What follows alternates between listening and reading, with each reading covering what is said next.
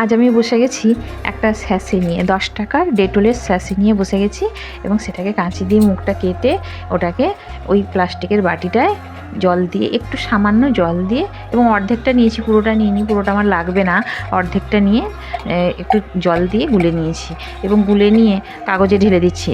আপনারা ভাববেন হয়তো আমি এটা নিয়ে গুলে কাগজে ঢালছি, মনে হয় মাথা টাথা খারাপ হয়ে গেছে, কিন্তু না, এটা একটা আশ্চর্য দারুণ ব্যাপার। আমাদের ঘুরতে যেতে আর 1 দিন 2 দিন বাকি আছে, তাই আমি এটা বাড়িতে বসে তৈরি করে নিচ্ছি। দেখুন, আমাদের বাইরে গেলে হ্যান্ড ওয়াশ তো অবশ্যই মাস্ট জরুরি, কিন্তু আমরা হ্যান্ড ওয়াশের বোতলটা ক্যারি করতে পারি না, কারণ কখন হয়তো ব্যাগে বেরিয়ে যাবে লিকুইড, তো তাই আমরা এইভাবে একটা হ্যান্ড ওয়াশের নিয়ে যেতে পারি। ওটাকে একটা কাগজে পুরো লাগিয়ে দিলাম এবং আরেকটা কাগজ নিয়ে ওটাকে বেশি হয়ে গেছিলো বলে আরেকটা কাগজেও লাগিয়ে নিলাম। এবার আমি দুটো কাগজকে রোদে শুকিয়ে আনবো। চড়া রোদে রাখলে 10 মিনিট, না হলে আধ ঘন্টা রাখলেই হয়ে যাবে। দেখুন, আধ ঘন্টা পরে নিয়ে চলে এসেছি, কী সুন্দর কড়কড়ি করে একেবারে শুকে গেছে এবং কাগজগুলোতে বোঝাই যাচ্ছে না ওগুলোতে স্যাশে লাগানো আছে।